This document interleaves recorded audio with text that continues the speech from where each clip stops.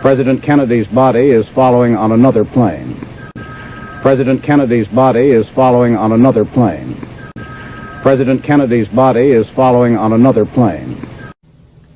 Mrs. John F. Kennedy left the hospital at approximately the same time the coffin carrying the body of her husband left.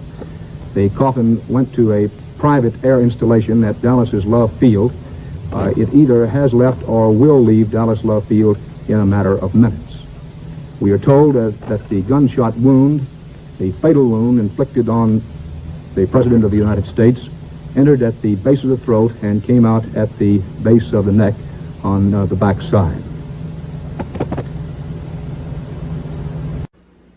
They said that the brain wound in the President's head involved a great loss of blood and a great loss of brain tissue. The brain wound was in the back of his head, slightly to the right, which, Frank, would fit with the picture I gave you earlier. Yes, Bob. Of the President being, having his back to the assailant. If this hypothesis that the assailant was in the building I described is true. But this conflicts with the fact that the wound in the neck, the doctors say, was in the front of the neck, just below the Adam's apple. Now, it could have been that there were two bullets. One struck him as he faced the assailant, the other as the car turned the corner, or perhaps one bullet just struck him from the front in the neck and then went up his brain. In any case, the President never regained consciousness. And the best we can make out now, the President's motorcade had really traveled perhaps a few yards beyond this point, and that the fatal shots that were fired from behind and struck him in the back of the head, and then incongruously, some way, another bullet struck him in the front of the neck. One reporter, Frank, who was traveling in the motorcade, says it's his guess that the assassin had about a 45-degree angle on the President, so that it was not head-on or directly from the rear, but on the side. The Secret Service agents normally walk directly beside the car on either side. We do not see any in this photograph, but usually 2 or 3 Secret Service agents will walk on either side of the car so that they are there to spot anyone who looks like a troublemaker. I know it's been quite a shock to all. Well, actually, we have gotten little official word from the White House.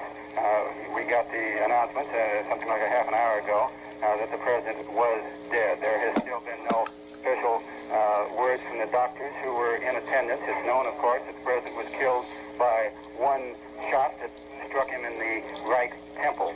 I can recap briefly. First reports said that President Kennedy was shot from an overpass. Our WFAA TV reporter, Mal Couch, saw the gun emerge from the upper story of the warehouse, which has turned out to be the second floor of the Texas Book Depository, which is a familiar sign. Bob, go ahead. May report this bulletin that a Secret Service agent and a Dallas policeman were shot and killed here today. They were shot some distance from the area where President Kennedy was assassinated. No other information immediately available from there, except one more point here that this Secret Service Lieutenant Eric Kaminsky has said the assassin's weapon appears to have been a high-powered Army or Japanese rifle of .25 caliber.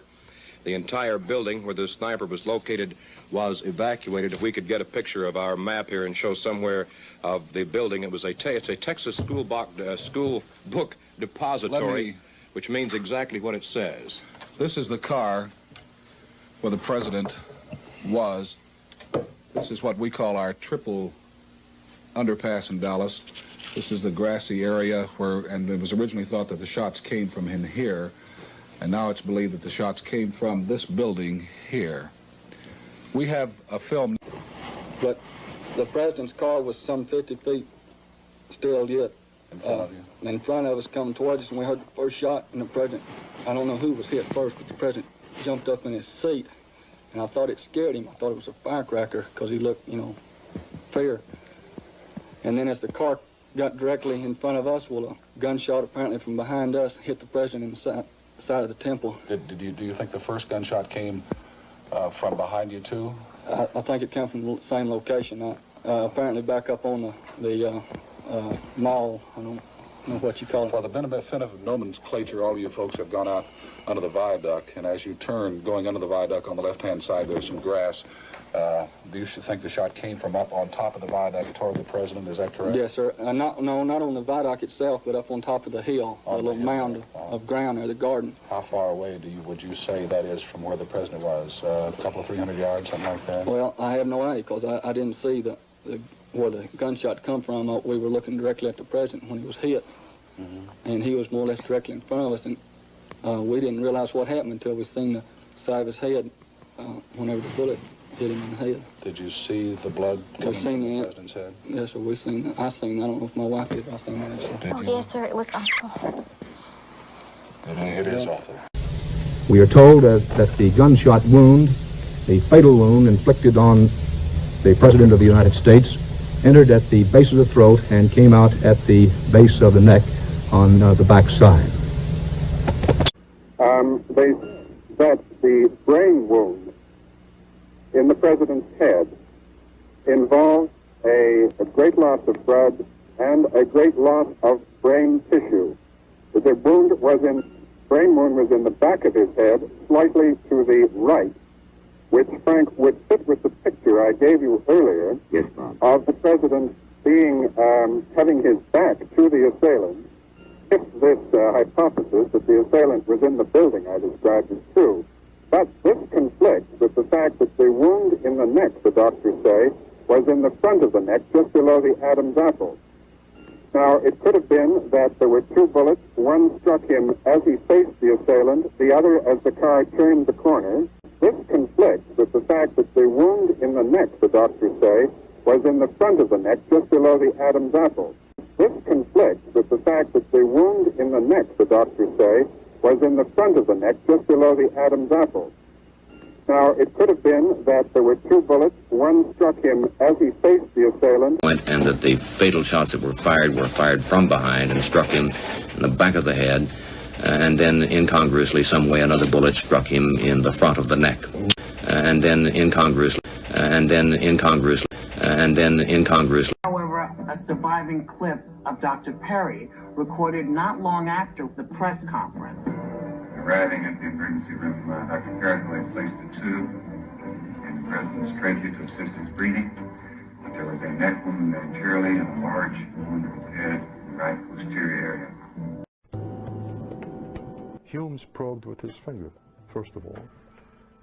No point of exit. And then he probed with a small surgical probe. No point of exit. The doctors were baffled.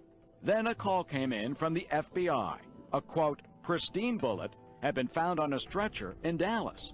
Could it have fallen out of Kennedy's back as doctors tried to save him with cardiac massage? And the doctor said, well, there's no question about it. That's what happened. That is it. Relieved, Humes went no further. And over the last 40 years, the integrity of the autopsy has come into question. There was a third shot. It hit the president in the head, right up here, upper right rear. It opened up a massive enough wound so that blood, brain material, bone fragments came out of the wound. This part of his head right here was all gone. This whole section of his head was gone. There was a massive wound at the back of his head. This part of his head was blown away and the brains were exposed. He had a large defect, meaning a hole in the back of his head. Quite a large defect, about here on his skull. The right back part of the head in this area here had been blasted out. There was a wound in this area of the head, right in this area. About 7 centimeter opening in the right occipital parietal area. As I remember, it's like this. Into the temporal parietal, back into the parietal area. A big wound, big deficit in his skull and the temporal parietal area. Back here, right where I'm putting my hand, this part was simply blasted out. The back or the occipital part, the back of your head. This was gone. Primary area, which was in the back of the head on the right side. Almost in the middle of the back of the head, just to the side. An exit wound was a large, irregular wound to the front and right side of the president's head. Open area all the way across into the rear of the brain like that. The wound is approximately in this area. From the top of the head almost back to near the base of the skull. A big gaping hole in the back of the head. Big gaping hole in the right rear of the head back here. A massive wound in the right rear. The back portion of the brain was badly torn up. A huge gaping hole here in the back. In the back of his head, above the line, big hole about the size of a grapefruit. We are told that the gunshot wound, the fatal wound inflicted on the President of the United States, entered at the base of the throat and came out at the base of the neck on the back side. They that the brain wound in the President's head involved a great loss of blood and a great loss of brain tissue. The brain wound was in the back of his head, slightly to the right, which, Frank, would fit with the picture I gave you earlier of the President having his back to the assailant. If this hypothesis that the assailant was in the building I described is true, but this conflicts with the fact that the wound in the neck, the doctors say, was in the front of the neck, just below the Adam's apple. Now, it could have been that there were two bullets. One struck him as he faced the assailant, the other as the car turned the corner. This conflicts with the fact that the wound in the neck, the doctors say, was in the front of the neck, just below the Adam's apple. This conflicts with the fact that the wound in the neck, the doctors say, was in the front of the neck, just below the Adam's apple. Now, it could have been that there were two bullets. One struck him as he faced the assailant. And that the fatal shots that were fired from behind and struck him in the back of the head. And then incongruously, some way, another bullet struck him in the front of the neck. And then incongruously. However, a surviving clip of Dr. Perry recorded not long after the press conference. Arriving at the emergency room, Dr. Perry placed a tube in the President's trachea to assist his breathing. There was a neck wound anteriorly and a large wound in his head in the right posterior area. President Kennedy's body is following on another plane. President Kennedy's body is following on another plane. President Kennedy's body is following on another plane. Well, it's been quite a shock to all. Well, actually, we have gotten little official word from the White House. We got the announcement something like a half an hour ago that the President was dead. There has still been no official word from the doctors who were in attendance. It's known, of course, that the President was killed by one shot that struck him in the right temple. I can recap briefly. First reports said that President Kennedy was shot from an overpass. Our WFAA TV reporter, Mal Couch, saw the gun emerge from the upper story of the warehouse, which has turned out to be the second floor of the Texas Book Depository, which is a familiar sign. Bob, go ahead. May report this bulletin that a Secret Service agent and a Dallas policeman were shot and killed here today.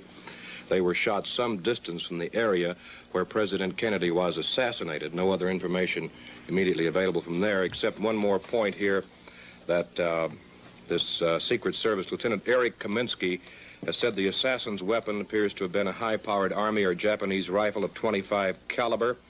The entire building where the sniper was located was evacuated. If we could get a picture of our map here and show somewhere of the building, it's a Texas school book depository, which means exactly what it says. This is the car where the President was. This is what we call our triple underpass in Dallas. This is the grassy area and it was originally thought that the shots came from in here, and now it's believed that the shots came from this building here. We have a film. But the President's car was some 50 feet still yet. In front of you? In front of us coming towards us, and we heard the first shot, and the President, I don't know who was hit first, but the President jumped up in his seat, and I thought it scared him. I thought it was a firecracker because he looked, fear. And then as the car got directly in front of us, well, a gunshot apparently from behind us hit the President in the side of the temple. Do you think the first gunshot came from behind you too? I think it came from the same location. Apparently back up on the mall. know what you call it. For the benefit of nomenclature, all you folks have gone out under the viaduct, and as you turn, going under the viaduct on the left-hand side, there's some grass. Do you think the shot came from up on top of the viaduct toward the president? Is that correct? Yes, sir. Not on the viaduct itself, but up on top of the hill, a little mound of ground there, the garden. How far away would you say that is from where the president was? A couple of 300 yards, something like that? Well, I have no idea because I didn't see where the gunshot come from. We were looking directly at the president when he was hit, and he was more or less directly in front of us, and we didn't realize what happened until we seen the side of his head whenever the bullet hit him in the head. Did you see the blood coming from the president's head? Yes, sir. We seen that. I seen that. I don't know if my wife did, but I seen that. Oh, yes, sir. It was awful. It is awful. When asked to specify about the wound, the doctor said the president was shot in the forehead. President Kennedy, we are now informed, was shot in the right temple. It was a simple matter of a bullet right through the head, said Dr. George Berkeley, the White House medical officer. We know that Mr. Kennedy was hit in the right temple. This late bulletin, the president was shot in the right temple. It was a simple matter of a bullet right through the head. This is a quote from Dr. George Berkeley, the White House medical officer. Governor Connolly could very possibly have been shot in the back with the assassin's bullet still coming from the front of the car. He rode in a small jump seat in the center of the back of the specially built presidential limousine, specially built for such public performances such as this. Vice President Johnson under heavy guard right now, with assassins obviously still at large, because this apparently is the work of more than one man. A cluster of rifle bullets, husks from bullets, have been found on the 5th floor of the Sexton building, from which the assassination attempt and successful assassination attempt began. The wounds indicated that an automatic weapon was used. You're listening to KBOX 1480 in Dallas.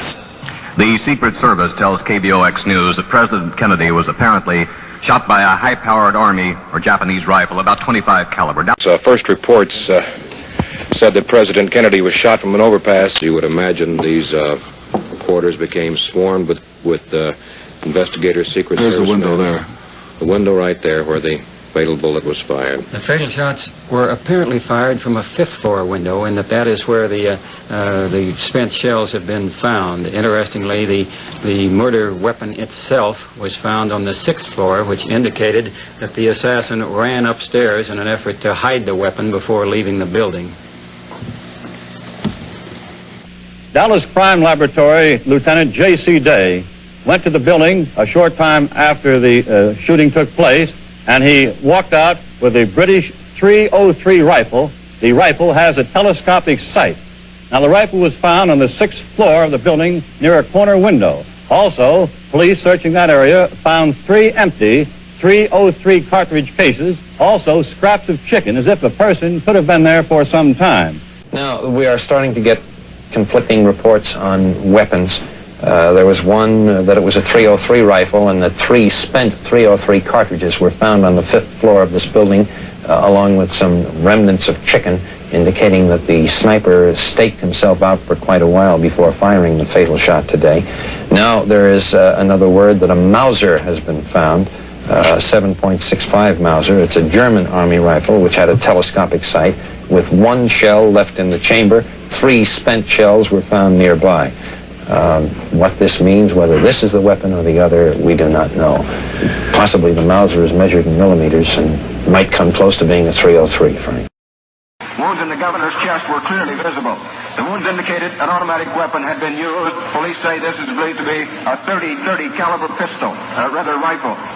Do you know exactly what kind of gun that they found over at the book? Yes, sir. They have just found the weapon that they believe is the assassination weapon. It is an Argentine 6.5 Mauser that had a 4-power scope on it.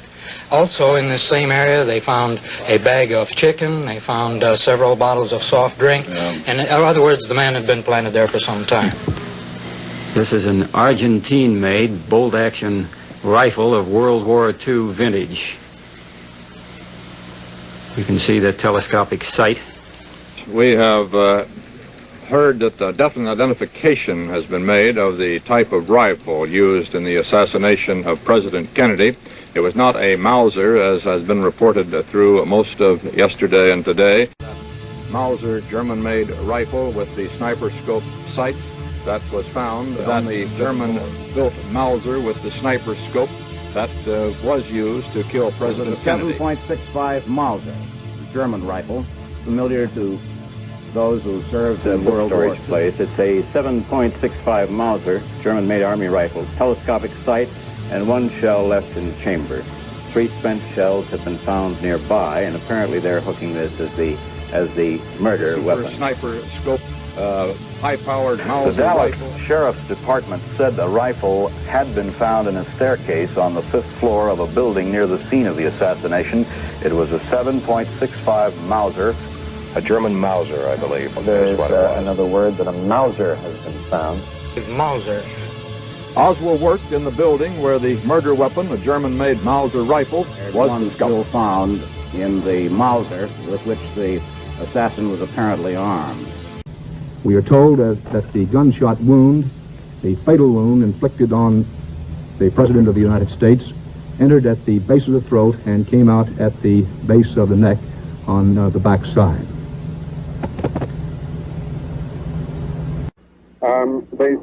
That the brain wound in the president's head involved a great loss of blood and a great loss of brain tissue. The brain wound was in the back of his head, slightly to the right, which, Frank, would fit with the picture I gave you earlier of the president having his back to the assailant.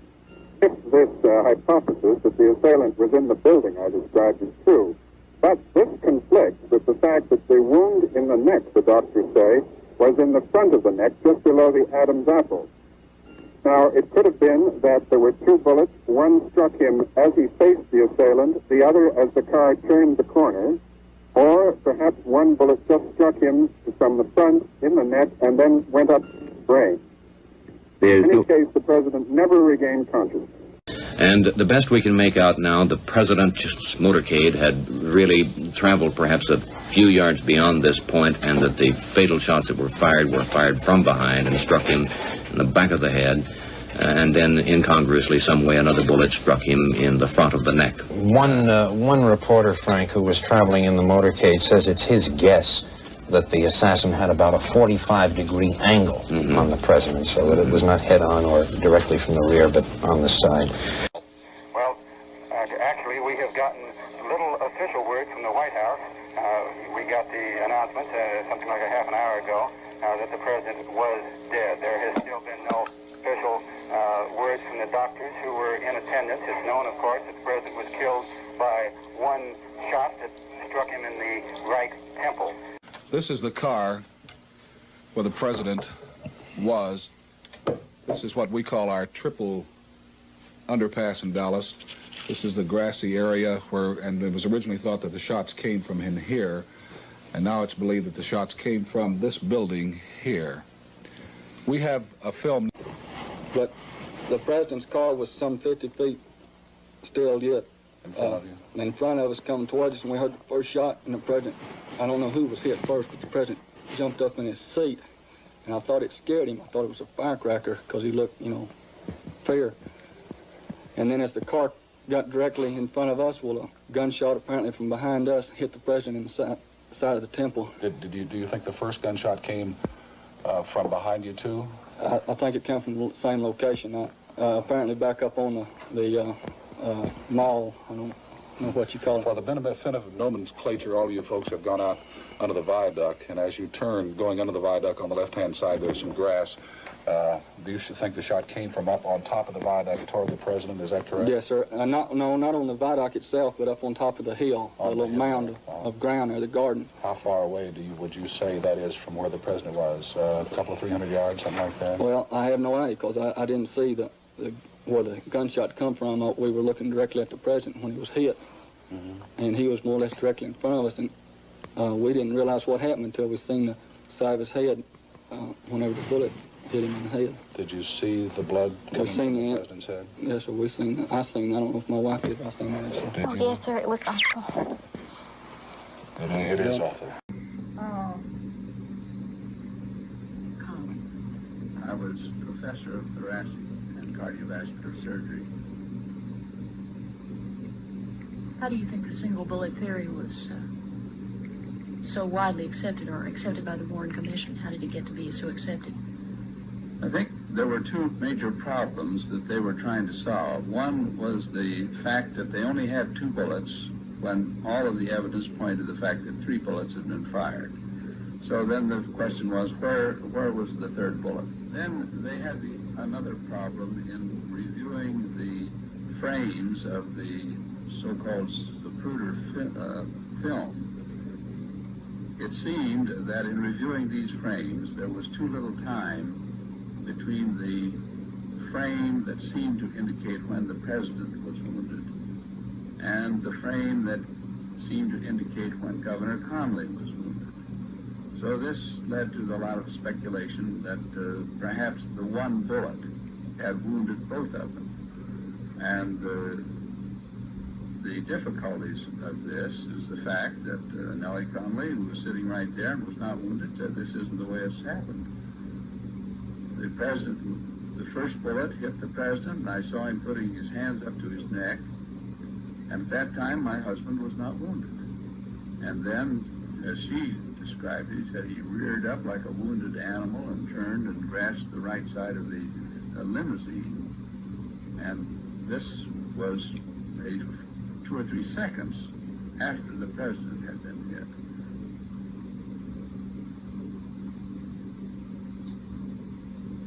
The trend of the clearing, whether it is clearing or not. Yes.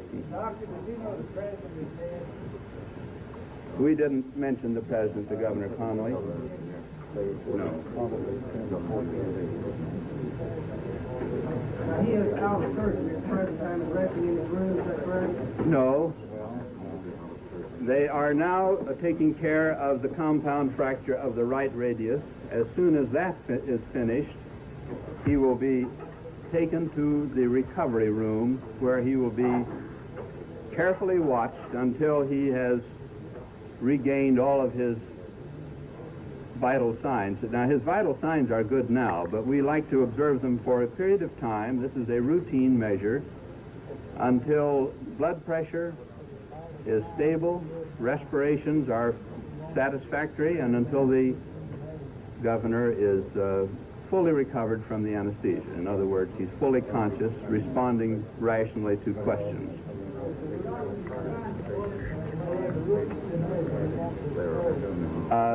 This is being taken care of. The bullet is in the leg. It hasn't been removed. This is a very insignificant factor, though. It will be removed. Left eye, but there's no significant injury to the left eye. Before he goes to the recovery room. His vital signs are good now, but we like to observe them for a period of time. This is a routine measure until blood pressure is stable, respirations are satisfactory, and until the governor is fully recovered from the anesthesia. In other words, he's fully conscious, responding rationally to questions. They're asking now if a bullet was found in his leg. The bullet is in the leg. It hasn't been removed. This is a very insignificant factor, though. It will be removed. Left eye, but there's no significant injury to the left eye. Before he goes to the recovery room. It was asked, when will it be removed?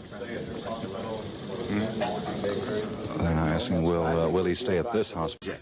And yet, Commission Exhibit 399, which according to the Warren Commission is the missile that broke both the rib and the wrist bone of Governor Connally, is, as I have already explained, essentially pristine.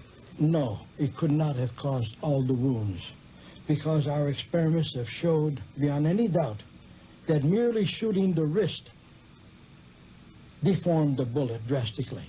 And yet this bullet came out as almost a perfectly normal, pristine bullet. Dr. Joseph Dolce was the chief consultant in wound ballistics for the U.S. Army, who supervised these tests for the Warren Commission. And so they gave us the original rifle, the Mannlicher Carcano, plus 100 bullets, 6.5 millimeters. And we went and we shot the cadaverist, as I've just mentioned, and in every instance, the front or the tip of the bullet was smashed. It's impossible for a bullet to strike a bone, even at low velocity, and still come with a perfectly normal tip. The tip of this bullet was absolutely not deformed in no instance whatsoever, in no amount. Under no circumstances do I feel that this bullet could hit the wrist and still not be deformed. We proved that by experiments. The undamaged condition of bullet 399 presented the commission with still another dilemma.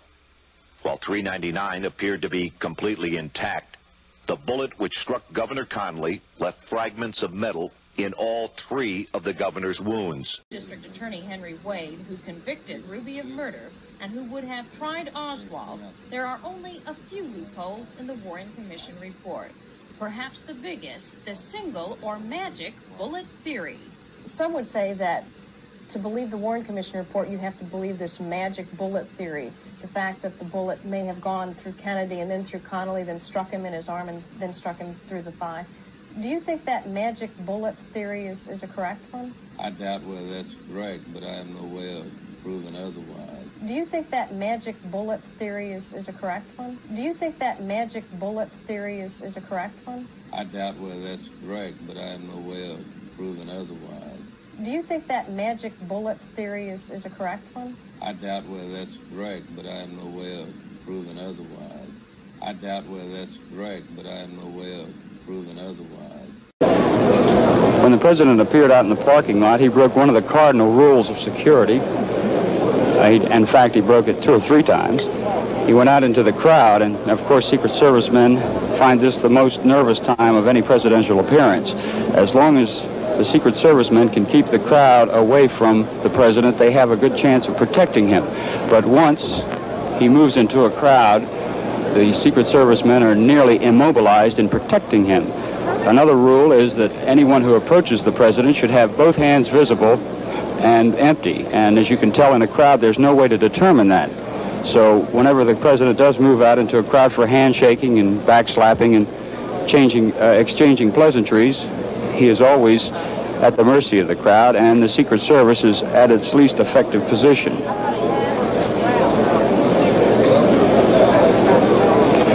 On September 6, 1901, those 2 rules were broken, and it ended in tragedy. That was the day that President William McKinley was appearing at the Pan American Exposition in Buffalo, New York, and at a public reception, the crowd moved in around him, and the 3 Secret Service men who were guarding him had no chance to screen the people approaching him.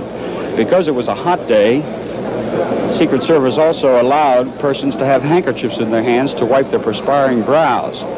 It just so happened that one of the thousands of handkerchiefs in that large hall covered a revolver in the hand of 28-year-old Leon Czolgosz. He was an unemployed mill worker. He said he was an anarchist.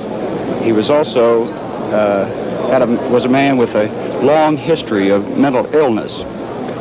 And as in many important occasions of the world, no one seemed to sense that anything different was going to happen. When McKinley reached out to shake Czolgosz's hand, it looked like a familiar scene. The scene of the President of the United States shaking hands with Fred Nobody.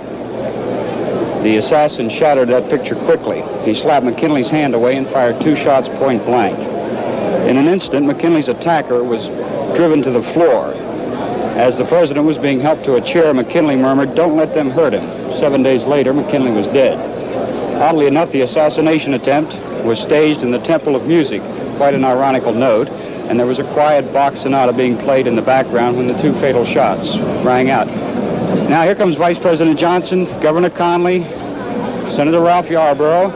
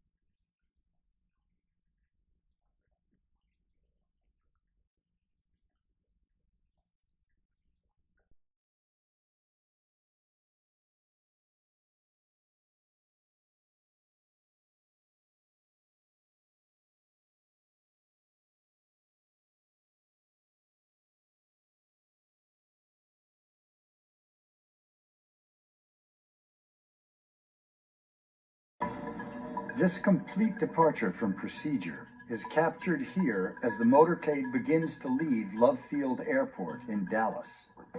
Jogging beside the car was an agent.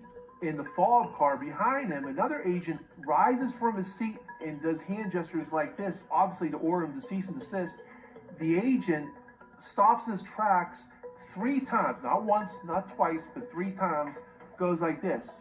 And actually, that's the universal body language for what is going on. Turns out the agent name was Don Lawton, and he's the agent who's formerly told to cease and desist by shift leader Emery Roberts, who rises in his seat with the hand gestures, and you see Don Lawton going like this.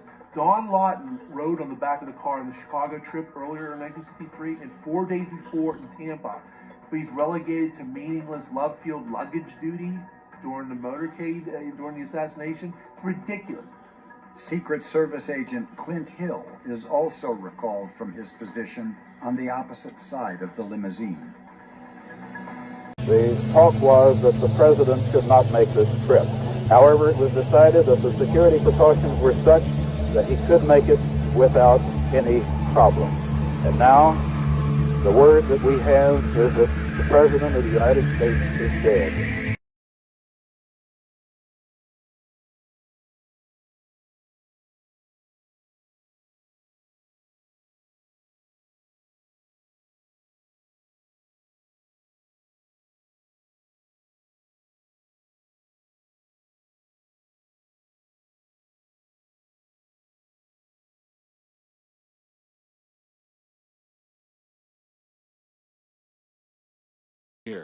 Was killed. The Secret Service agents normally walk directly beside the car on either side. We do not see any in this photograph, but usually 2 or 3 Secret Service agents will walk on either side of the car so that they are there to spot anyone who looks like a troublemaker.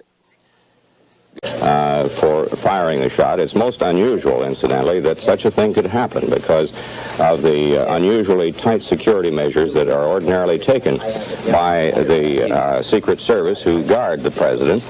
And normally, any vantage point, a rooftop, and windows which command a parade route are carefully scrutinized and carefully guarded, and men are usually posted on rooftops along a parade route, particularly if there is any reason at all to suppose that there might be someone in the area who would have such ideas as assassination in his mind regarding the president. These precautions, of course, are taken by the Secret Service for all presidents, as they have been for many years.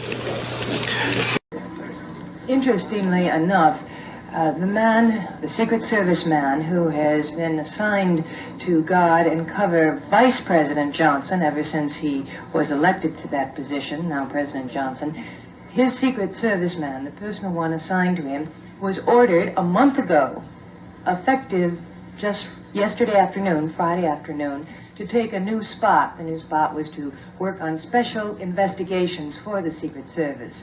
So I think it's somewhat ironic that the man who has been guarding Mr. Lyndon Johnson ever since he achieved or entered the office of the vice presidency, now when he is president, has been relieved of his duty, and this was ordained a month before the assassination that took place yesterday.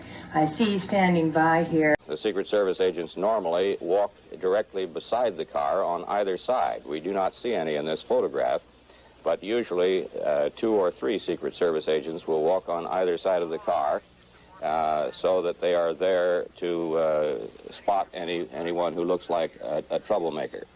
I know it's been quite a shock to all. Well, actually, we have gotten little official word from the White House. We got the announcement something like a half an hour ago that the president was dead. There has still been no official words from the doctors who were in attendance. It's known, of course, that the president was killed by one shot that struck him in the right temple. I can recap briefly. First reports said that President Kennedy was shot from an overpass. Our WFAA TV reporter, Mal Couch, saw the gun emerge from the upper story of the warehouse, which has turned out to be the second floor of the Texas Book Depository. which is a familiar sign. Bob, go ahead. May report this bulletin that a Secret Service agent and a Dallas policeman were shot and killed here today.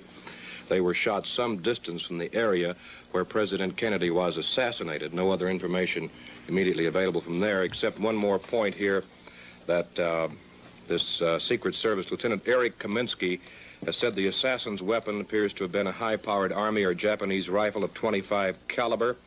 The entire building where the sniper was located was evacuated. If we could get a picture of our map here and show somewhere of the building, it's a Texas school book depository, which means exactly what it says. This is the car where the president was. This is what we call our triple underpass in Dallas. This is the grassy area and it was originally thought that the shots came from in here, and now it's believed that the shots came from this building here. We have a film. But the president's car was some 50 feet still yet. In front of you? In front of us coming towards us, and we heard the first shot, and the president, I don't know who was hit first, but the president jumped up in his seat, and I thought it scared him. I thought it was a firecracker because he looked, fear. And then as the car got directly in front of us, well, a gunshot apparently from behind us hit the president in the side of the temple. Do you think the first gunshot came from behind you too? I think it came from the same location. Apparently back up on the mall. I don't know what you call it. For the benefit of nomenclature, all of you folks have gone out under the viaduct, and as you turn, going under the viaduct on the left-hand side, there's some grass.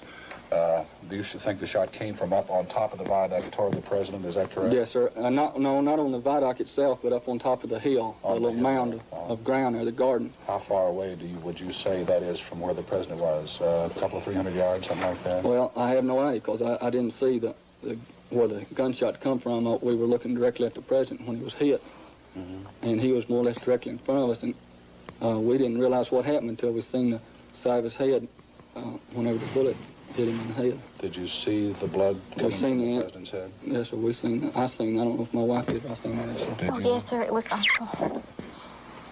It is awful. They say at Parkland Hospital that it was really of no use to try to help the president, that he was beyond help when he reached the hospital within 5 minutes of the shooting. They said that the bullet that entered his neck came out the back of his head, and it was quite clear when... Well, how did it happen? Who saw it happen? We have some eyewitness reports. ABC's Bill Lord interviewed some people. First, a Dallas policeman, an eyewitness to the shooting. Jim Cheney, I understand that you were riding next to the president's car when the assassination took place. I was riding on the right rear fender of what happened.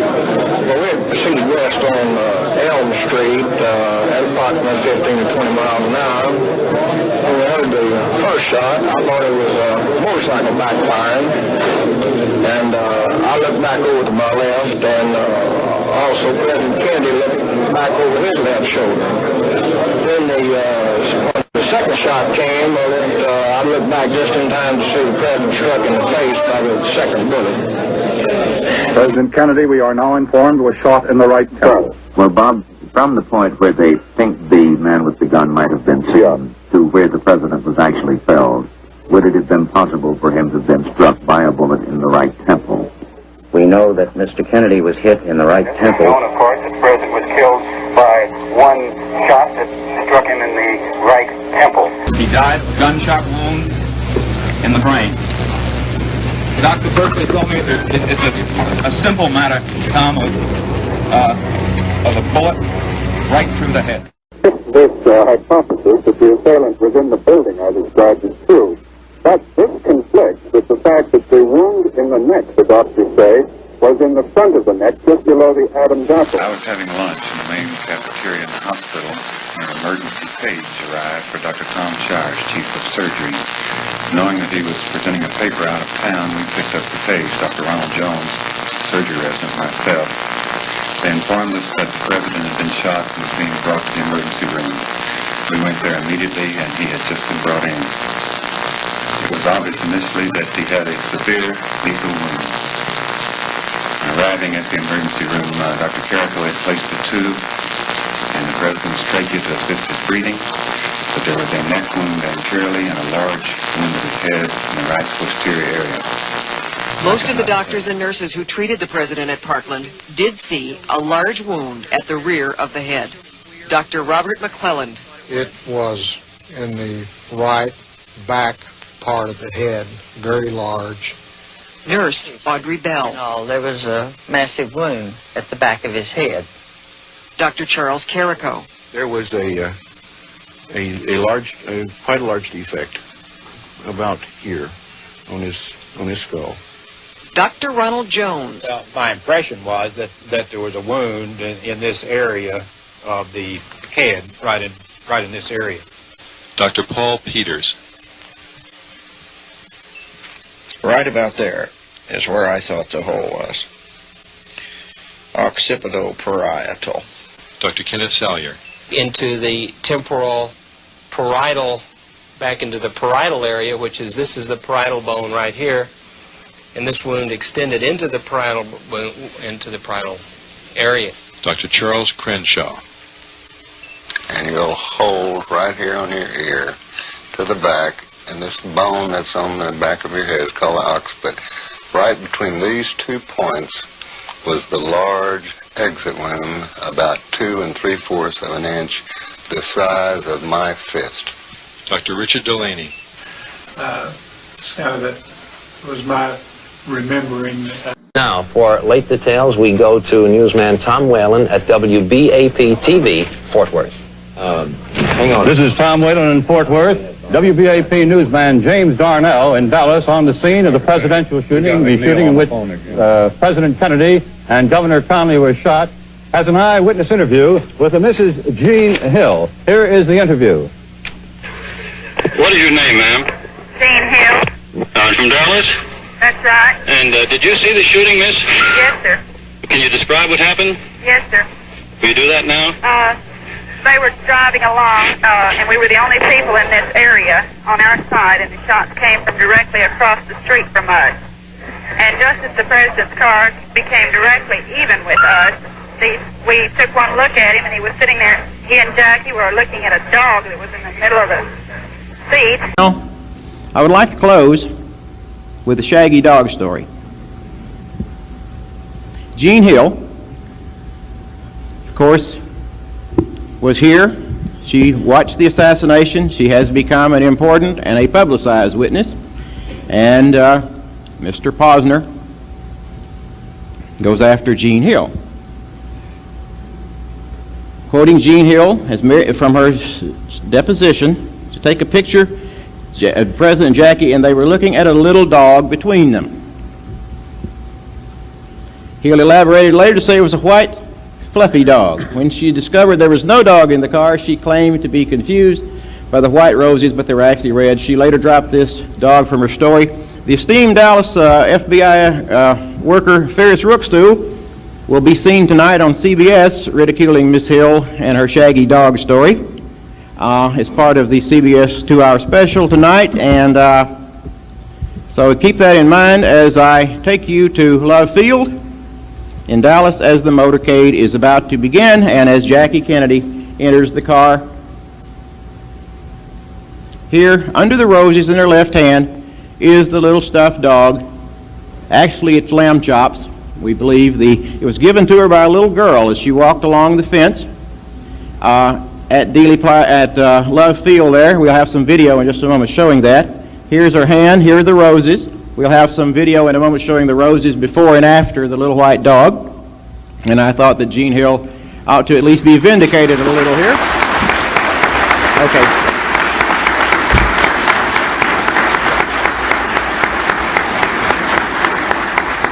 Go ahead. Go ahead, run the video now if you want. Actually, she not only does you see it here, but she shows it to the president in the car. She holds it in her hand between them. As he gets the video rolling here, I hope we can see that. And also, there is one clip which shows the car, which shows her shaking hands along the fence, and a little girl gives it to her, passes it to her as they shake hands along the fence. Okay, this will run several times, by the way. Here you'll see her in just a second. She will hold it up in her hand. Right, it shows much better right here, just a second, right here. and lays it in the seat.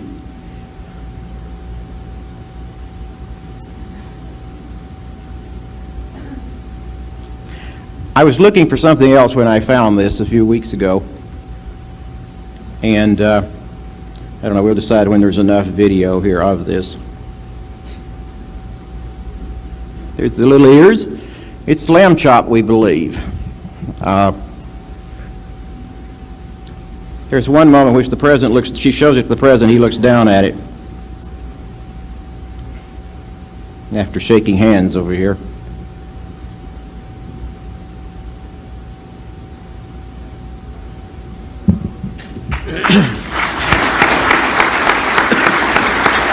And about that time, 2 shots rang out just as he looked up. Just as the president looked up, and these 2 shots rang out, and he grabbed his chest, and it looked like he was in pain, and he fell over in the seat, and Jackie fell over on him and said, "My God, he's been shot."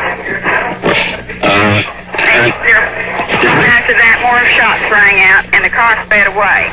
Now, what kind of a car was that? What kind of a car was it? The president's I mean, where did the shots come from? The shots came from the hill. From the hill? Yes. And it was just east of the underpass. And We were on the south side. did you see? Did you look up there where the shots came from, ma'am? Yes, sir. Could you see anyone? I thought I saw this man running, but I looked at the president, and for a while, and I looked up there, and I thought I saw a man running, and so right after that, I guess I didn't have any better sense. I started running up there too. And what is your name? Jean Hill. G-E-A-N? J-E-A-N. And J-E-A-N. And what's your address, Miss Hill? 9402 Bluff Creek. 9402 Bluff. This is Mrs. Jean Hill of Dallas. Could you tell us what you saw? Yes, Mary and I had come down to see the president this morning, and we tried to get a place where we could be away from everyone, and we, I guess, succeeded. As the car came down the hill toward us, he was on our side of the street, and the president and Mrs. Kennedy were in the back seat. They had a little dog between them looking at it, and just as the car came right in line with us, the president looked up, and just as he looked up, 2 shots rang out, and he grabbed his chest, and this real odd look came over his face, and he pitched forward onto her lap. And she jumped up over him at that and screamed and said, "My God, he's been shot." And there was just an instantaneous, sort of an instant's pause, and in the motorcade it momentarily halted, and 3 or 4 more shots rang out, and they sped away real quickly. And by that time I became aware of Mary tugging on my foot saying, "Get down, they're shooting," and it hadn't registered. I'd been so busy looking at the president. So you were in a very advantageous spot to see the president. To see the president, but also to get shot.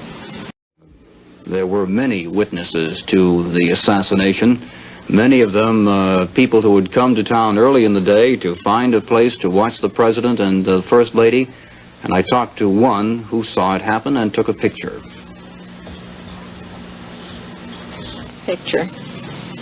And I took the picture. It so happened my picture, when I took it, was at the same instant that the president was hit. And that does show in my picture. What does the picture look like?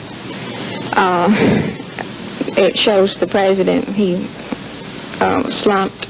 Jackie Kennedy was leaning towards him to see. I guess it all happened so suddenly, I don't think anyone realized, what had happened. Did you realize what had happened when you heard the shots? No, I didn't. There was, 3 or 4 real close together. And it was, must have been the first one that shot him, because that was the time I took the picture. And during that time, after I took the picture, and the shots were still being fired, I decided I'd better get on the ground. Did people lie down on the ground? I just know about myself and the ones right close to me.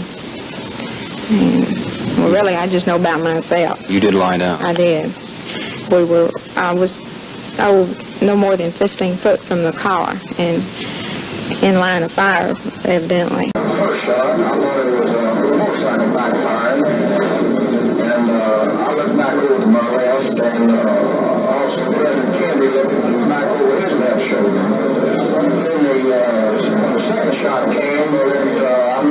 sometimes see President Trump in place probably the second minute.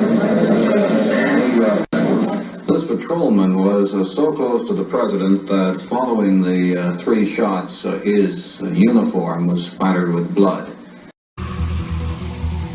And today, Mr. Stevenson has revealed that he had 2 conversations with the White House about possible dangers to the president in Dallas, Texas. He talked with Arthur Schlesinger Jr., one of the president's aides, about the incident in Dallas right after it took place.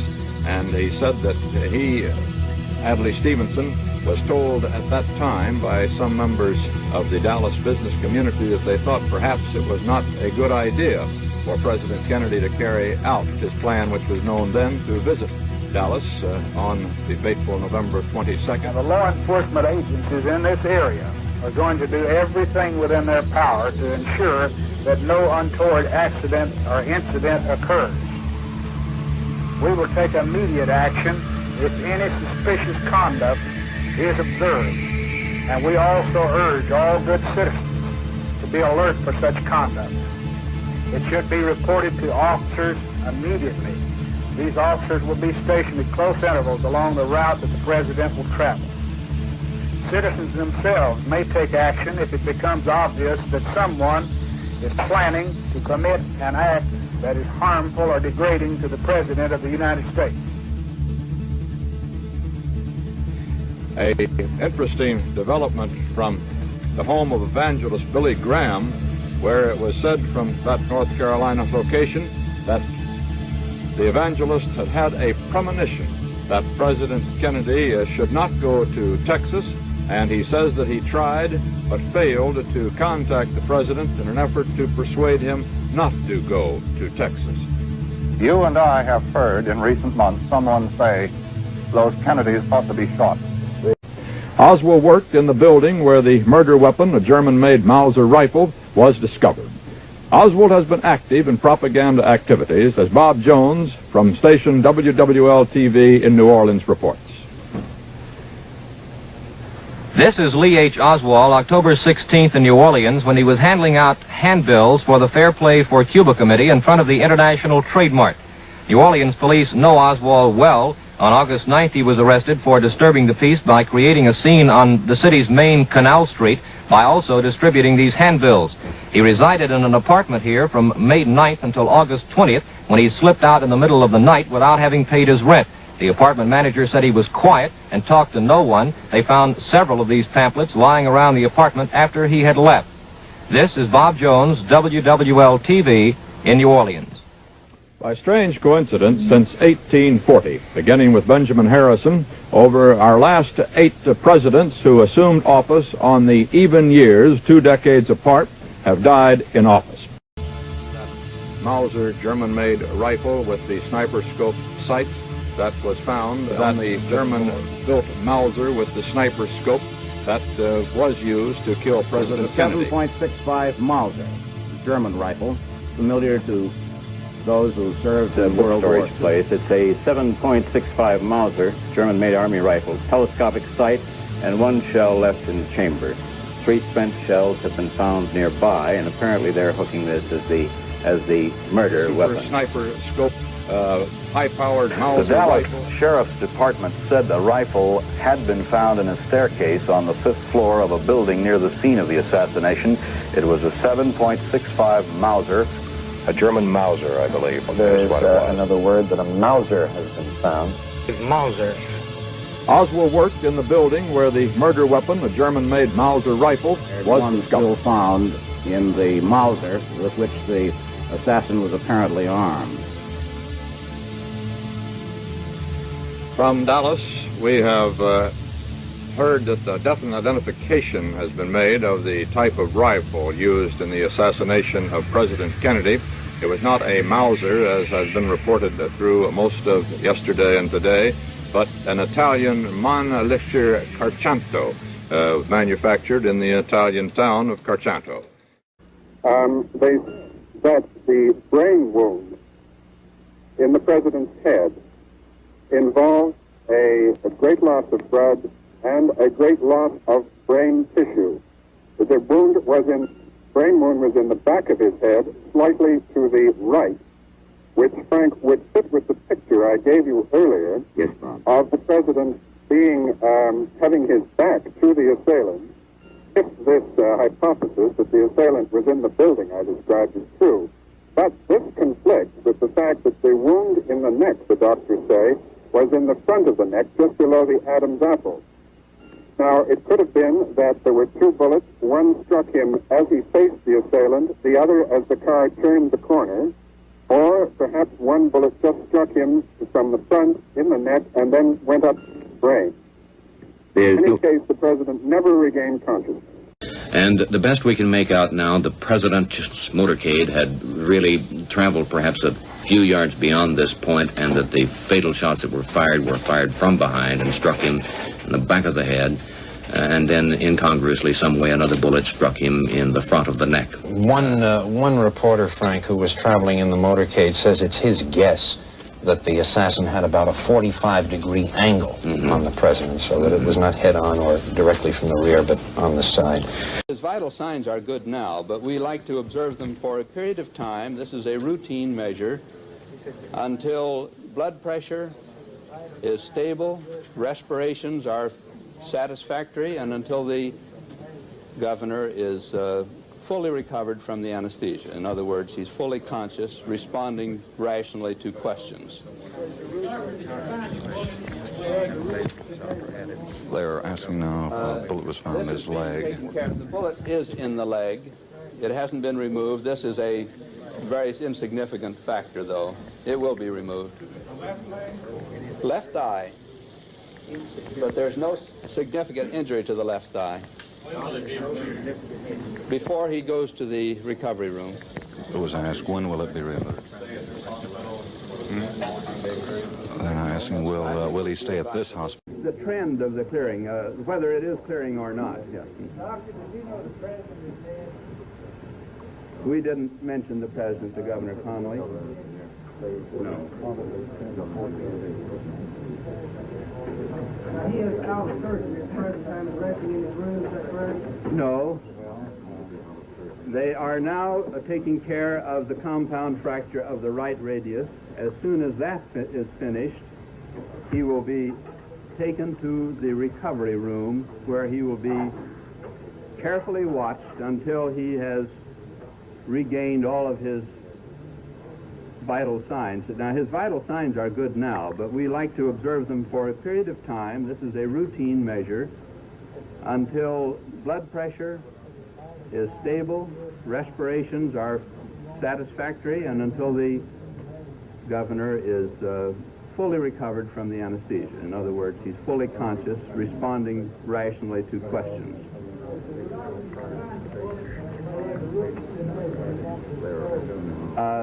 This is being taken care of. The bullet is in the leg. It hasn't been removed. This is a very insignificant factor, though. It will be removed. Left eye, but there's no significant injury to the left eye. Before he goes to the recovery room. I don't know how long the other man has worked. What type of establishment? How Oswald got to the other side of town? Is there anything that can come up of that? Did he get over by a bus, by a car? He couldn't have walked. I don't know. We have heard that he was picked up by a Negro in a car. That is not confirmed. No, it's not confirmed as far as I know. Are you looking for the Negro? We would like to know about him. If this is so, we would certainly like to find him. Chief Curry, could you detail for us what led you to Oswald? Mrs. John F. Kennedy left the hospital at approximately the same time the coffin carrying the body of her husband left. The coffin went to a private air installation at Dallas's Love Field. It either has left or will leave Dallas Love Field in a matter of minutes.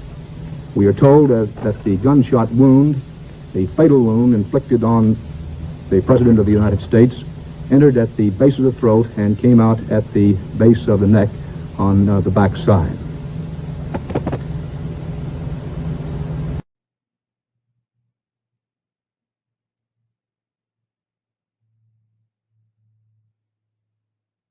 Such is the nature of the American system for the presidential succession that Shortly after President Kennedy's death was announced, Vice President Johnson was sworn in an impromptu ceremony in the executive cabin of the presidential plane, the very plane that had carried President Kennedy to Dallas this morning. The new chief executive took the oath of office at 2:39 p.m. Central Time, that's Dallas time, 3:39 p.m. Eastern Time, and for the first time in history, the oath was administered by a woman, U.S. District Judge Sarah T. Hughes.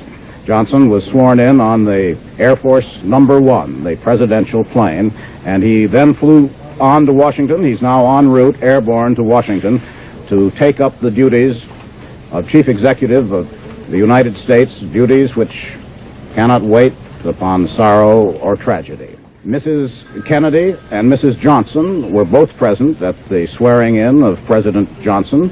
So were several congressmen, White House staff members who accompanied the presidential trip. Johnson asked as many of the White House people who were there as possible to crowd into the plane to witness the ceremony. Judge Hughes wept as she administered the traditional presidential oath to President Johnson.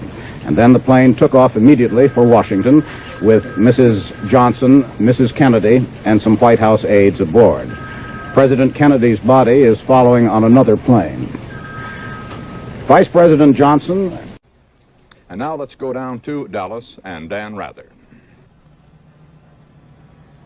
In Dallas, with Lee Oswald, the man accused of assassinating President Kennedy, dead, the big question now is, what kind of man shot Lee Oswald, and why? We have in the studios of our affiliate station KRLD-TV here in Dallas, Bill DeMar, who is a nightclub MC, a comedian by profession. Bill worked in the nightclub owned by Jack Ruby.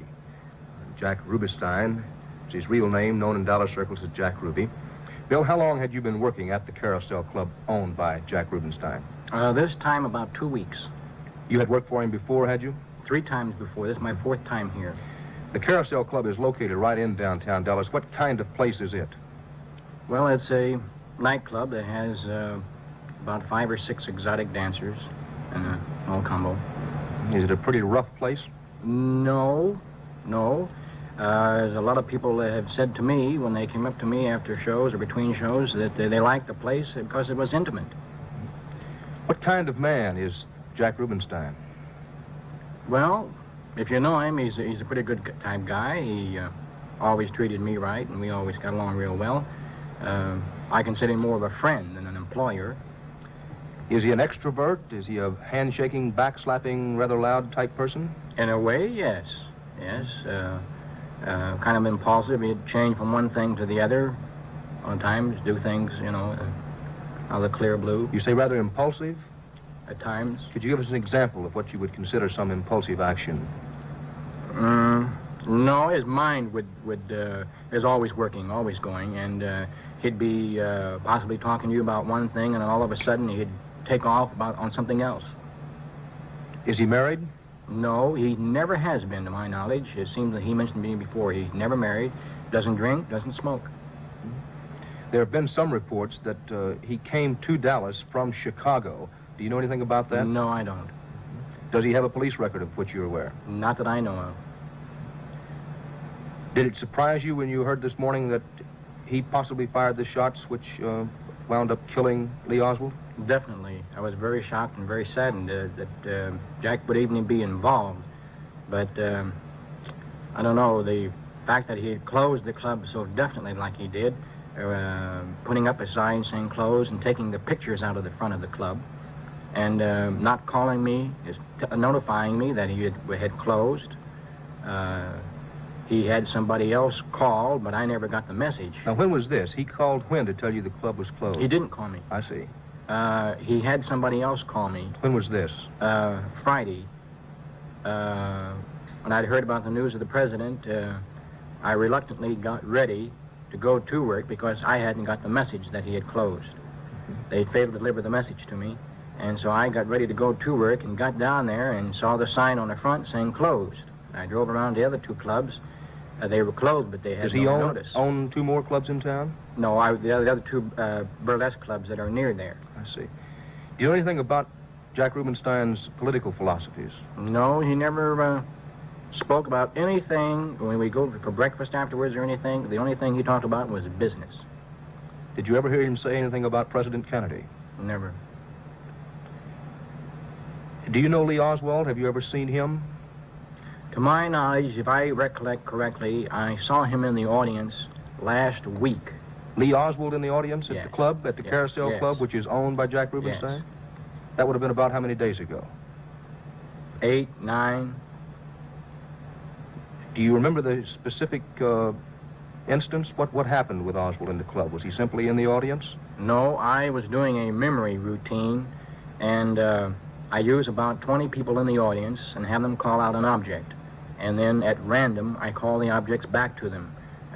Whoever wants their object called first or second, whatever the case may be. And it seems to me he was one of the people, after seeing his picture in the paper, I remember seeing him in the audience as one of the people that gave me an object. Did Jack Rubenstein speak with Oswald, to your knowledge? No, I didn't see him. I don't think Jack even knew he was in there. You don't think Rubenstein knew that Oswald was in the club? It's such a strange coincidence that he would be in the club. Do you think it possible that Rubenstein knew him? I don't think so. I don't know for sure. Could you possibly be mistaken about Oswald? Being in the club? Yes. Well, I don't know. I remember the face, and I do remember faces. In your own mind, you're certain it was Oswald? Yes. Have you made an effort to see Jack Rubenstein since the shooting this morning? No, I had thought about going down there now because, like I say, he's more of a friend than an employer, and I did want to see him. Before all this happened, would you have thought that Rubenstein was the type of man capable of such violence? No. Jack acted a little harshly sometimes, but nothing like this. I wouldn't have thought he did anything like this. What do you mean he acted harshly sometimes? In dealing with his employees? No, when employees and sometimes customers, if they got a little out of hand, why, he was ready to put them out. Do you know whether he carried a gun on his person as a matter of general course? Yes. He carried it in a bag when he went back and forth to work. What kind? Have you seen this pistol? Yes, I saw it once a little over a year ago, last time I was here. What kind of pistol was it then? A little sharp nose, a very small little pistol. He only carried it when he went back and forth to work, though. I never saw him carry it on him, anything like that. Just in the bag as protection because he was carrying the money. We have a police photograph that I think we can pick up on camera of the accused man, Jack Rubenstein. Let's see if we can get that picture of Rubenstein on camera. We've been speaking with Bill DeMar, a professional entertainer who has been a master of ceremonies at the Carousel Club in downtown Dallas, a club owned by Jack Rubenstein. Bill, there have been some reports that Rubenstein did own, either now or sometime in the recent past, another club in town. Do you know anything about that? The Vegas. The old Vegas Club. Yeah, Is it still in operation? It was until he closed it because of the president's death. But so far as you know, he did own that club in addition to the Carousel? Yes. To my knowledge, he did. Do you ever recall seeing any unsavory characters, people that you might associate with the underworld around the club? No.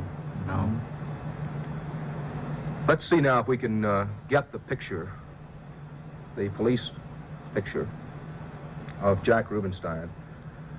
It's a profile and a head-on shot of the man accused of assassinating the man who was accused of assassinating President Kennedy.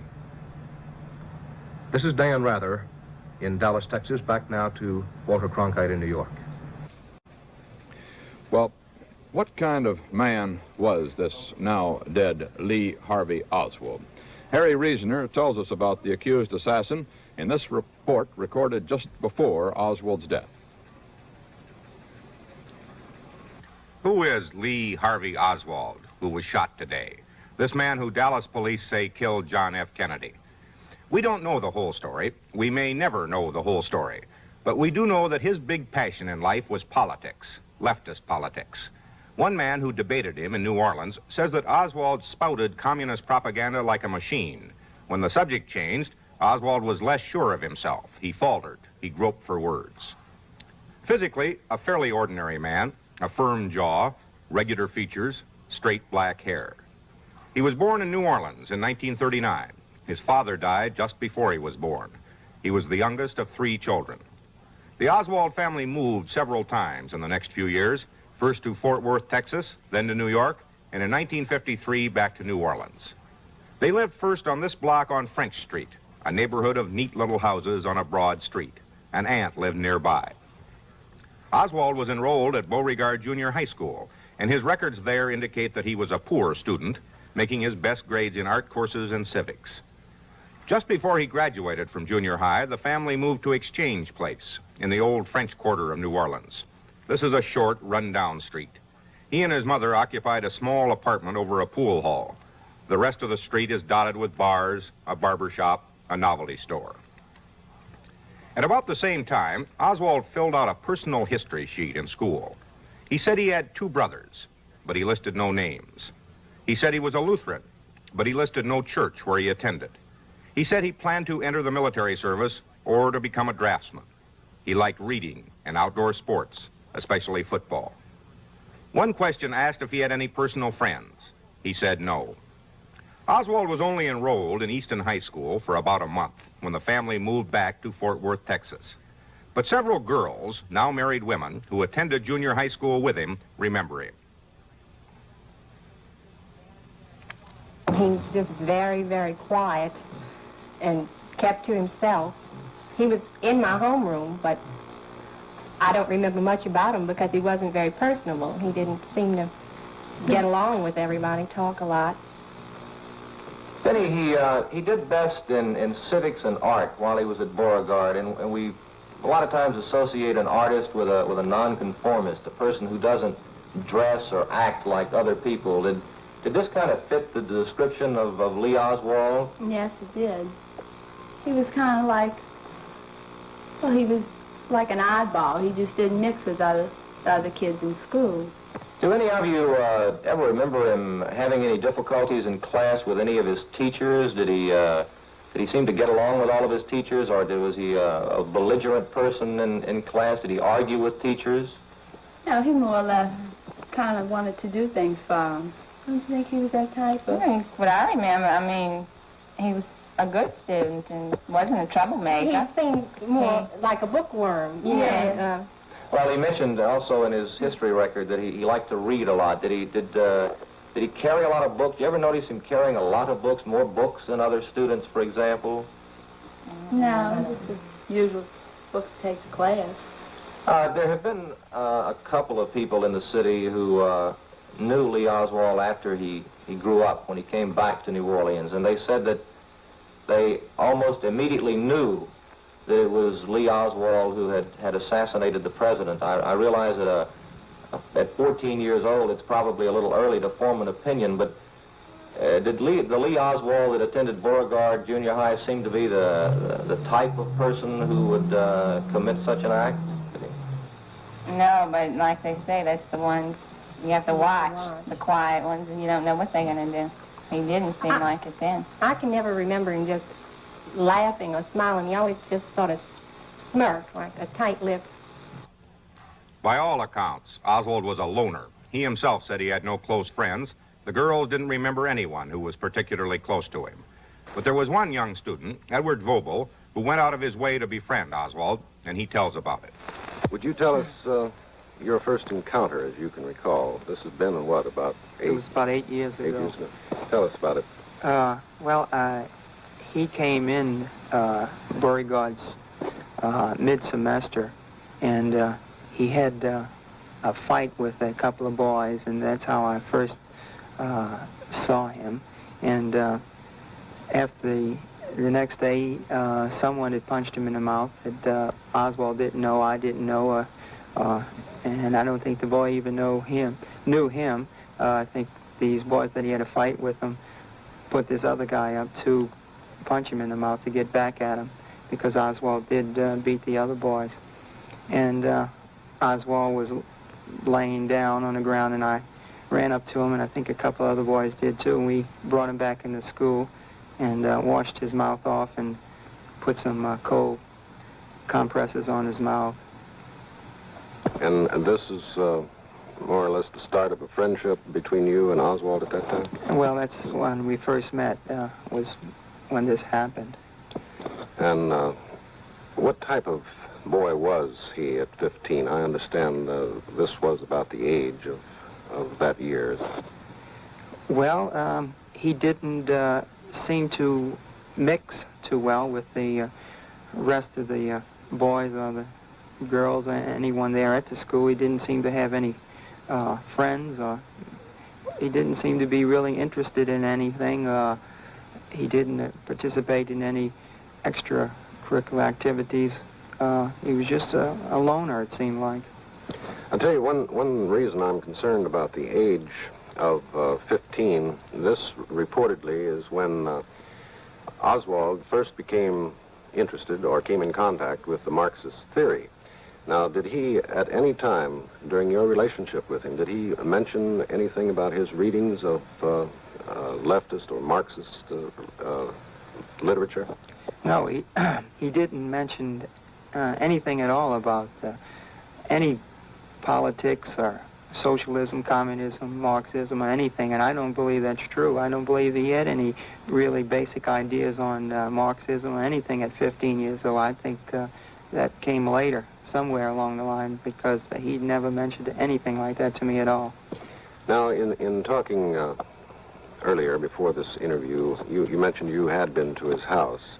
Could you tell us a little about his home life? Well, he, when I knew him, he lived in Exchange Alley. I think it was 126 Exchange Place or Alley. It was a small apartment, and it lived above the pool rooms, and in that area there's nothing but pool rooms and bar rooms, and it's sort of almost a skid row. It's a very bad neighborhood. Well, this was before or after his father died? Oh, his father, from what I understand, died when he was very young, and this was after. I think he had moved to Texas, and after his father had died, his mother had brought him to Texas. Then he came back here again, and this was his second time in New Orleans.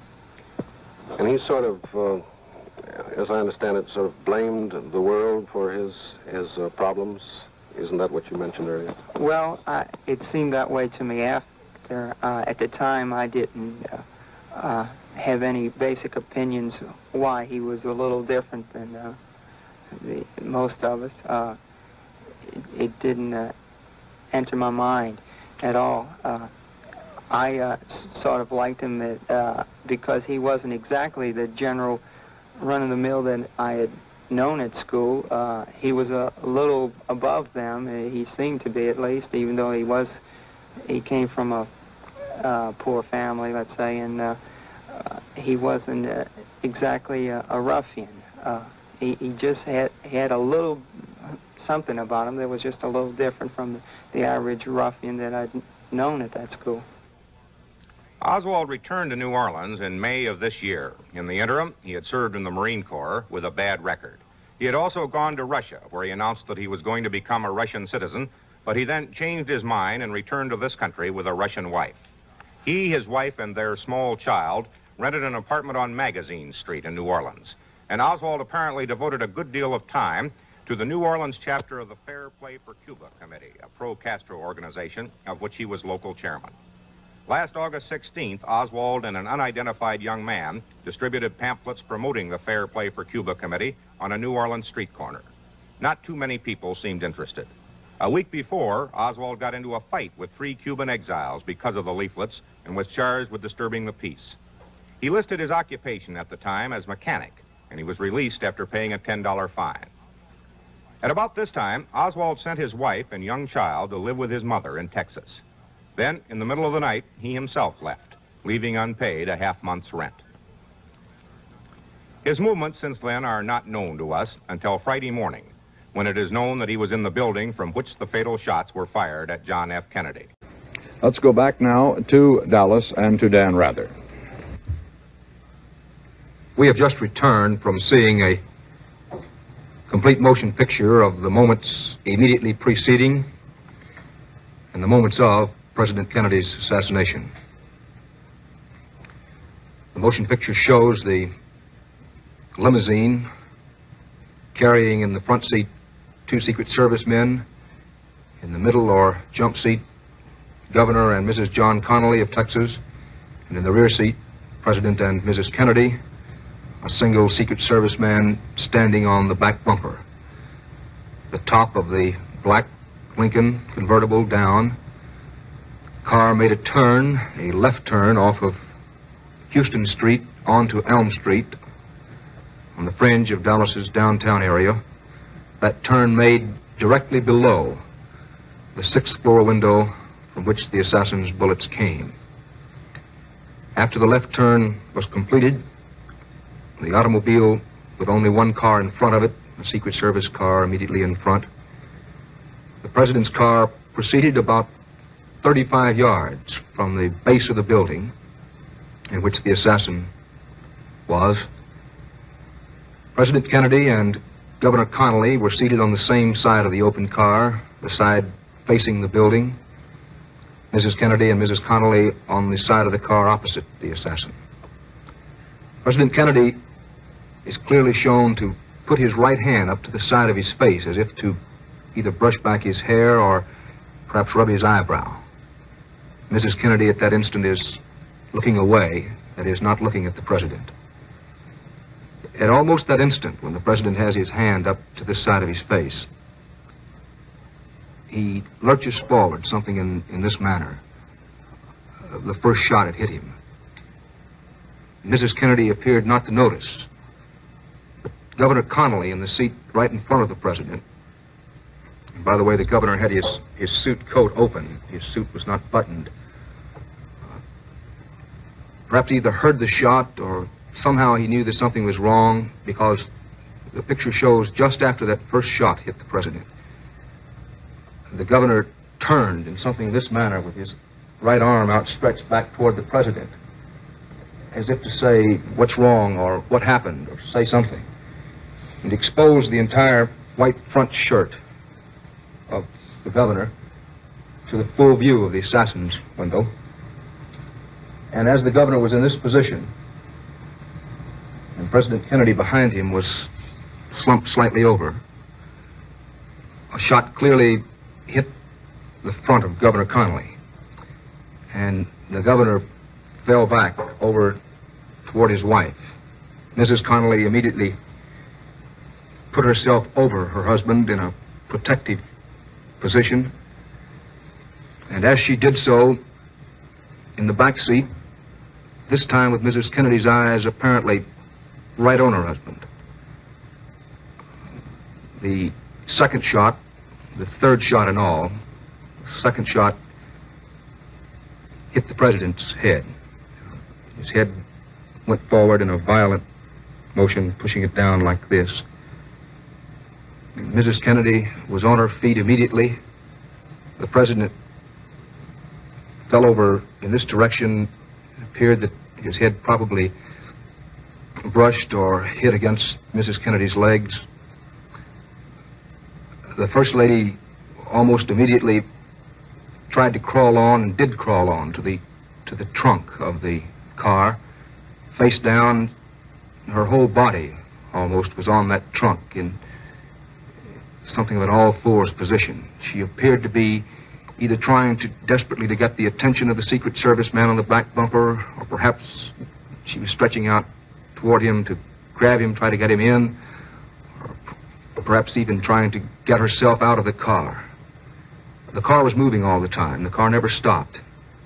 The Secret Service man on the back bumper leaned way over and put his hands on Mrs. Kennedy's shoulders. She appeared to be in some danger of falling or rolling off that trunk lid. And he pushed her back into the back seat of the car. In the front seat, a Secret Service man with a phone in his hand. And the car speeded up and sped away. It never stopped. The car never paused. That's what the film of the assassination showed. The film was taken by an amateur photographer who had placed himself in an advantageous position. 8mm color film. This is Dan Rather in Dallas. Also visible in the hall that night, Jack Ruby, a local nightclub owner who often hung around the police station. I don't think that I ran into him that evening, but he did bring food up for everybody. Jack Ruby did? Jack Ruby did, yeah. Pretexts, he has wormed his way into police headquarters, even has observed Oswald at close range. It remains a total mystery how Ruby gained access to the press briefing at police headquarters. I went down to the homicide division of the Dallas police, and I guess there were 300 to 400 members of the press with cameras. And then as I was getting out of the place, somebody ran up to me and he said, "Henry, I'm Jack Ruby." And I said, "What are you doing in here?" And he said, "I represent the Jewish press."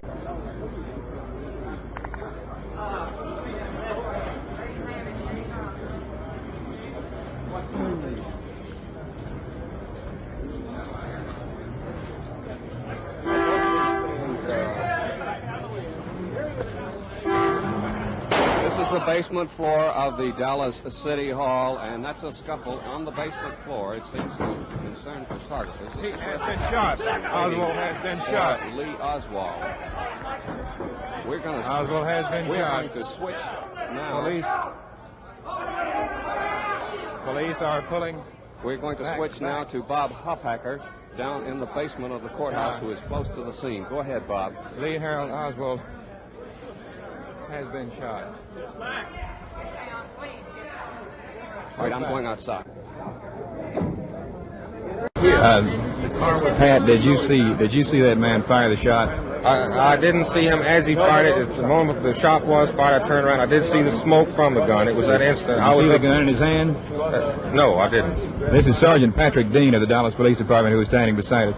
Pat, you saw the smoke from the gun. Yes. And did you see the man? Yes. What did he look like to you, Pat? Well, he was a man dressed in a suit, would appear as one of the pressmen. However, I was at the top of the ramp, Bob, waiting at the armored car that we were supposed to take into the county jail in. Right. Now, that's from that location is when I saw the smoke from the gun. As far as identifying him at that time, at that distance, I couldn't. Right. I know you were. What happened to Oswald? He was taken back into the jail office. An ambulance was called, and he is at the hospital now. Where was he wounded? He had a wound in his lower left abdomen. As far as I could tell, it was the only one. I think there was only one shot that was fired. It appeared, right. There was only one shot. It was right here. But, Pat, you say it was in his lower left abdomen. Yes, sir. He was unconscious inside? Yes, he was. Does he look like he's dying? I wouldn't want to say. Did you hear anything he said? Did he say anything? He touched himself, then did he say anything? Are you talking about Oswald or? Yeah. No, he didn't. He was unconscious. What about the man? Did he run at all, or what happened? No, he was immediately subdued by the officers at the time he fired the shot. How many shots? Just one shot. Now then, thus far, Pat, is the man upstairs in the cell? As far as I know, he's either in the jail or at Captain Fritz's office. I imagine he'd probably be in jail. Do you know this subject? Do you know him? Have you seen him before? Yes, I do. Is he from Dallas? Yes.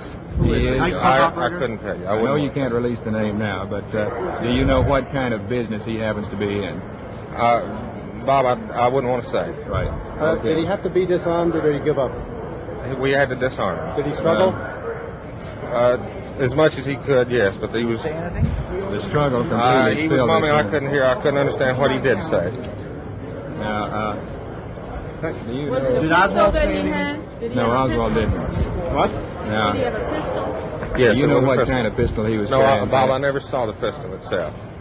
Some other, I think, Officer Graves had got the gun immediately after he fired the shot. Right. He was in a civilian clothes? Yes.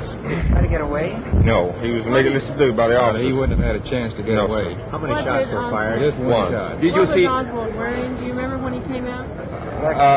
I didn't pay too much attention. But did you know the man? Did you see the man before? Yes, he did. Yes. You saw his face? Yes, sir. And you knew him? Yes, sir. Pat, he is a resident of Dallas, is he not? Yes, sir. And that's all I'd want to say about the man inside. When his shot was fired, about 3 feet away from Oswald?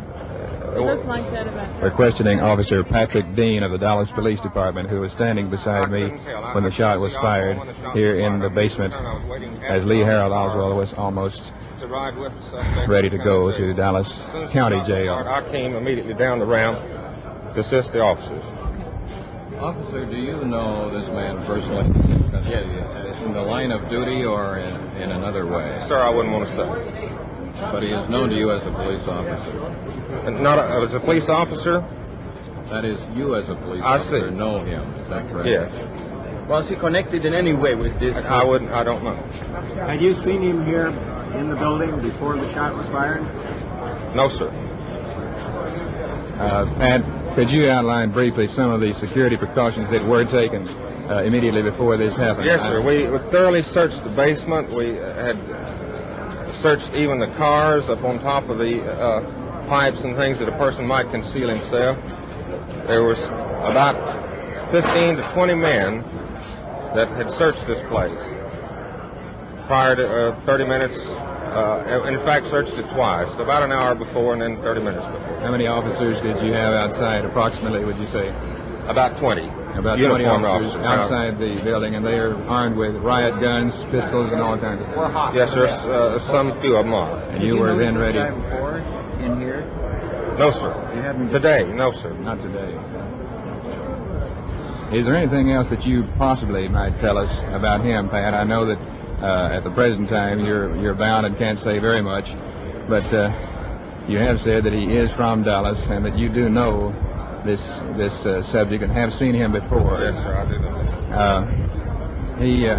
Is there anything that you could say about him further than the fact that he is a resident of Dallas, the man who shot Oswald, to shed some more light on it? Well, Bob, that would be all I'd want to say, really.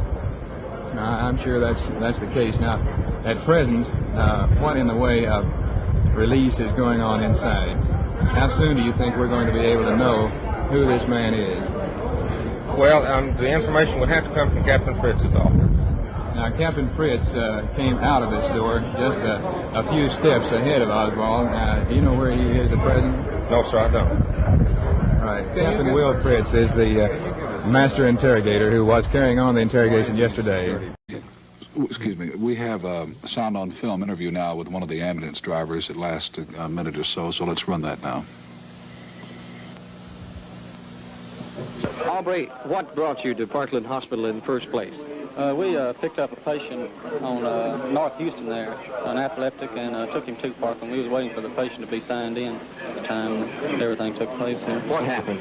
Well, first of all, these two men come running in. One of them had a large, what appeared to be a machine gun, and they was hollering for stretchers and cots and everything, and to me it appeared that there was some lunacy or something, and then immediately after that, the Vice President of the United States came in.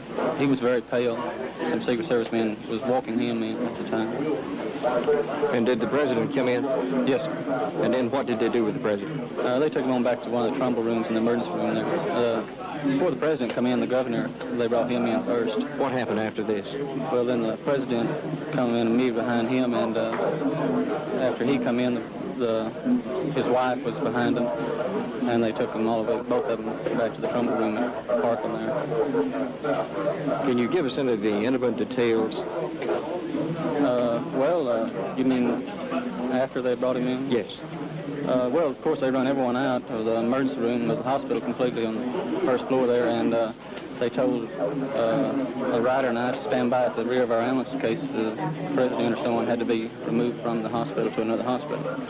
And we stood by there until later on they come out and told us that we would have to help remove the remains into a casket. Dennis, what happened to the hearse?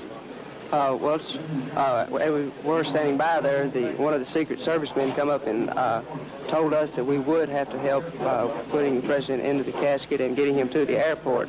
And at that time, right after he had told us that, Mr. O'Neill came up in our 64 Cadillac hearse, and we unloaded and took the casket into where the President was. And before we put the President in his casket, the President's wife placed her, took her wedding band. It looked to be like her wedding band off of her finger and put it on the president's and kissed his hand. And then he left, and we took him out and put him into the hearse. And one of the Secret Service men, well, about 2 or 3 of them got into the hearse and just drove off and left Mr. O'Neill and the rest of us just standing there. A few minutes ago, Bob Clark interviewed the mayor of the city of Dallas, Mayor Earl Cabell. I think that tape is ready now, so let's take a look at that.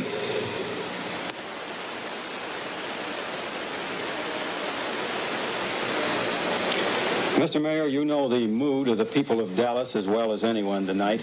What is the reaction of the citizens of this city to the assassination of President Kennedy? Well, the reaction this evening is one of shock, is one of grief.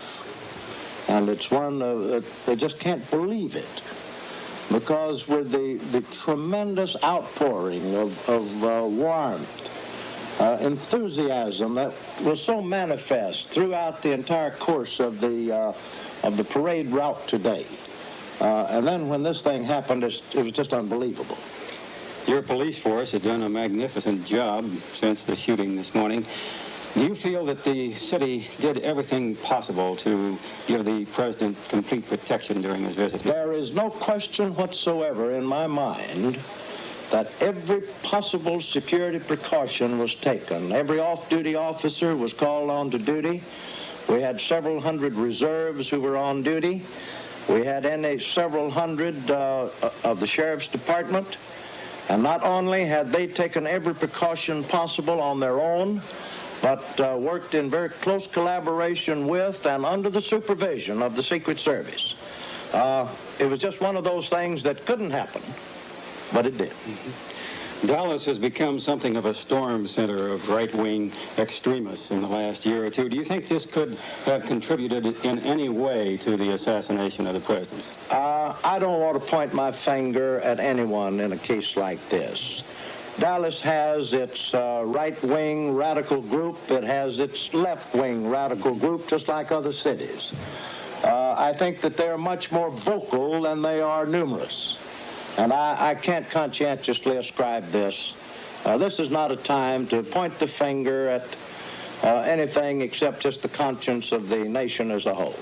You don't think the type of incident that occurred here recently when Adlai Stevenson was spat upon after a Dallas speech could have contributed in any way to today's tragedy? I sincerely do not believe that it did, because while those people were guilty of terribly bad behavior, I don't think that any one of them involved in that had any criminal intent, nor would they be guilty of anything such as this. I can't correlate the two at all. Mr. Mayor, thank you very much. Thank you for permitting me to be with you. A man who can eloquently sum up the feelings of what has occurred in Dallas, Texas today is the Dallas Mayor, Earl Cabell, who gave us this statement earlier tonight. So here is the Mayor of Dallas, Earl Cabell, with a statement. Tonight, Dallas is shocked and stricken with grief because of the assassination of our president, John F. Kennedy.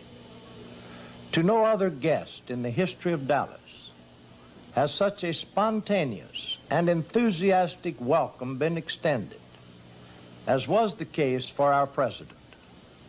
Yet, the irrational act of a single man has tragically marred the spirit generated in Dallas today. All possible security precautions were taken by our police force on their own and in collaboration with the Secret Service. It was a thing that could not happen, and yet it did happen. Still, this is not the time to single out for criticism any individual or any group not directly involved in this tragedy. This could only be the act of a deranged mind. And yet, each of us, in prayerful reflection, must search his heart and determine if through intemperate word or intemperate deed we might have contributed in some fashion to the movement of this mind across the brink of insanity. Mrs. Cabell and I join our city in extending our sympathies to the Kennedy family and to say that our prayers are for them as they are for our new chief executive and our nation and the world.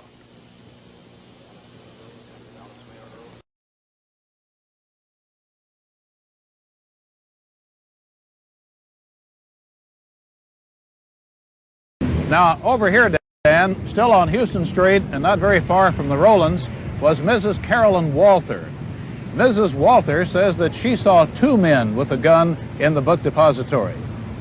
I looked at this building and I saw this man with the gun, and there was another man standing to his right, and I could not see all of this man, and I couldn't see his face.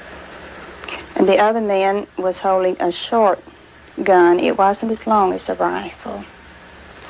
And he was holding it pointed down, and he was kneeling in the window or sitting.